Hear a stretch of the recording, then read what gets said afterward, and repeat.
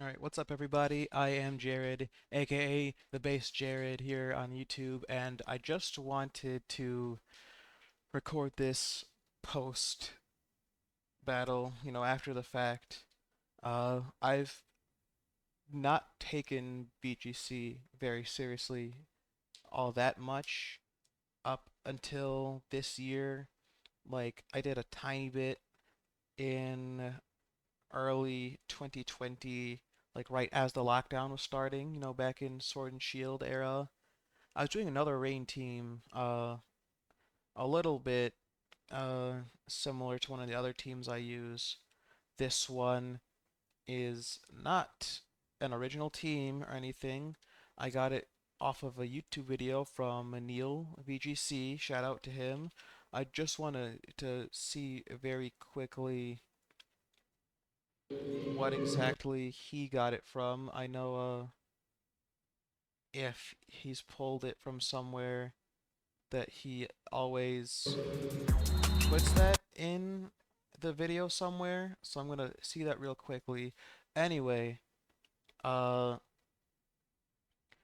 I just wanted to show this not because the team is special or the enemy team is super special or anything like that, but the amount of BS that happened in this game, the amount of like butterfly effects that this had to do, like had this affected, was insane.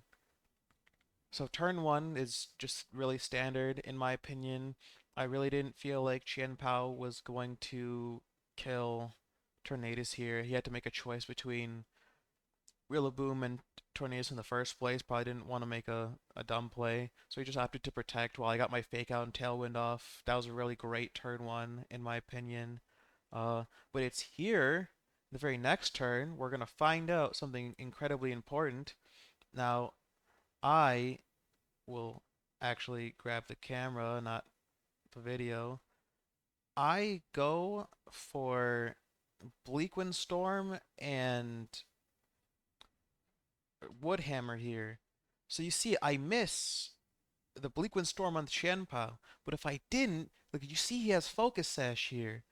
That would have KO'd him if I didn't miss Bleak Windstorm, and that ends up costing me my Rillaboom, which that's the first thing that I was actually streaming this to a friend on Discord.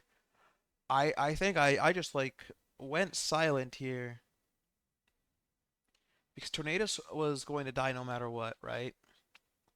But that would have changed a lot of how the battle would go because what I have in the back, Arcanine and Fluttermane. So if I didn't have to bring out both of them right here, I would have just gone for Arcanine, clicked E-Speed, and he would have either had to sack Qianpao or switch out, like he's going to do this turn, but then I still would have had Rillaboom, who would have been faster than Iron Hands, and would have gone pretty much free damage off. If the Qianpao stayed in, it would have died to E-Speed. If he didn't, then that switch in obviously can't do anything that turn.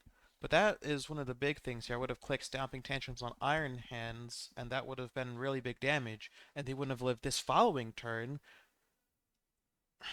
because Rillaboom 99% probably would have, I don't know, maybe he could have died there, or maybe not because Chanpao wouldn't have been able to hit him. But now here, so whatever comes in, it would have had to have been Urshifu here if Qianpao fainted and didn't dodge that Bleak Wind Storm turn 2. I was always going to Terastallize Arcanine because going for Terra Water is a little bit risky right in front of an Iron Hands, well, of course, but it never would have clicked Wild Charge here over close combat, obviously. Um, Fluttermane goes for Dazzling Gleam, but I have to lock myself in a Rock Slide here, which is not ideal. But he's the last Pokemon in, and they have like plenty of options in the back that would have either not gotten hit by um I don't know, not would have gotten hit by Wild Charge or could have eaten Flare Blitz really well. So luckily, Flutter Mane survives Iron Hands here. So I know I'm faster. I almost click Protect here, but I know I'm faster, and I know I'll KO. So what should happen here, except for me missing a Rock Slide, of course? What could possibly happen here? Because the previous turn, not only did I miss Bleak Wind Storm turn 2, but I missed Rock Slide the previous turn just from here on the Iron Hands. It just, like, that one didn't end up mattering, but it's still just another case of, like, missing a move that really tilts you, is really obnoxious to deal with, and it's really, I don't know, it really puts me on the back foot to be missing, especially, mostly just ignoring that first Rock Slide. That Bleak Wind Storm really put me on the back foot the entire game here.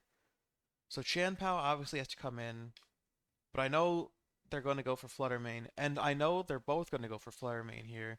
I just have to risk the Sucker Punch. I can't risk Sucker Punch because if Chan Pao goes for Sucker Punch here, he KOs Flutter Mane, and then Urshifu just like dookies all over Arcanine with whatever. So yeah, Aqua Jet, cool, whatever.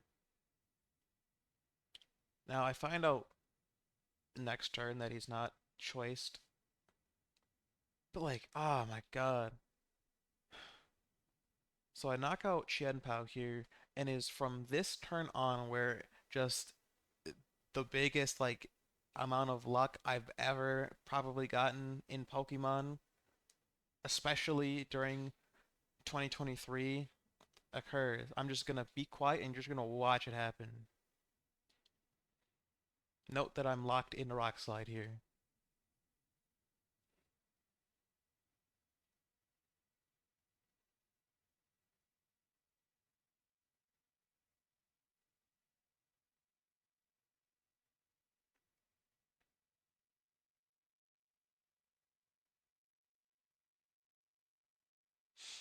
I get two, not one, which is already lucky in itself, but two Rock Slide flinches in a row, with one of them being a crit, which I'm pretty sure matters. And you can see where it says communicating. I know for a fact this guy is like probably about pissing himself in anger here. But then I hit a third Rock Slide in a row. I clutch the 1v2 after all that nonsense that happened earlier. That battle would have been just entirely different if I would have been able to keep Rillaboom at the end of turn 2. Just like he wouldn't have that Iron Hands wouldn't have survived a Dazzling Gleam because it would have taken way too much damage from the previous Stomping Tantrum, which would have forced a bet like a 3v2 instead of a 2v2. I would have had a Rillaboom, Flutter Mane, and Arcanine. They would have been just down to Chien Pao. Actually, that would have been a 3v3 instead of a 2v3, which I had to clutch, which, oh man. So currently, right now, I am like 1 or 2 wins away from Master Ball tier, and it's just, man, I don't know. That's all I really wanted to show, but that was insane.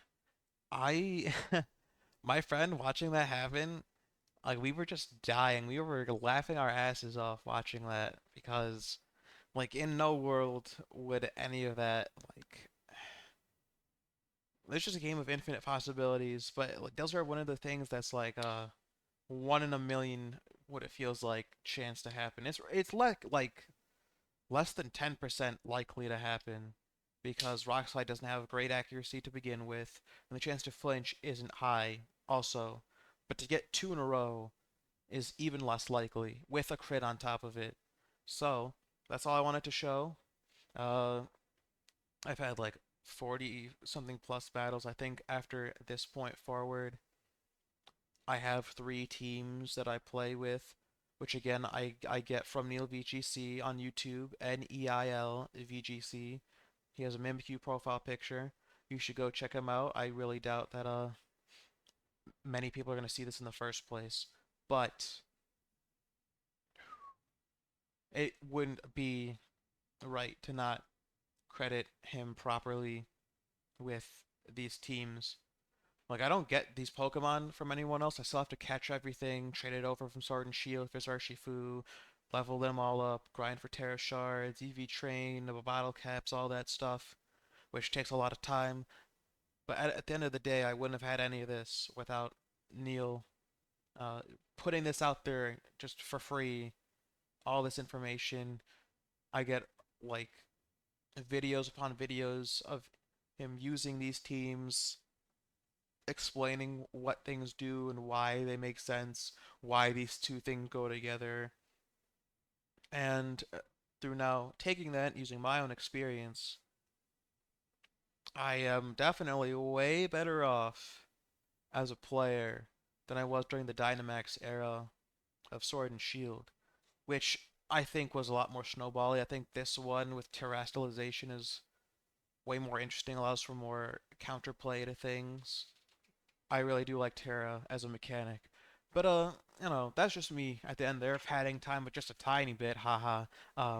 Yeah. So go check out Neil BGC. I'm gonna be posting more Pokemon content for sure. And yeah, that's it. Have a good one.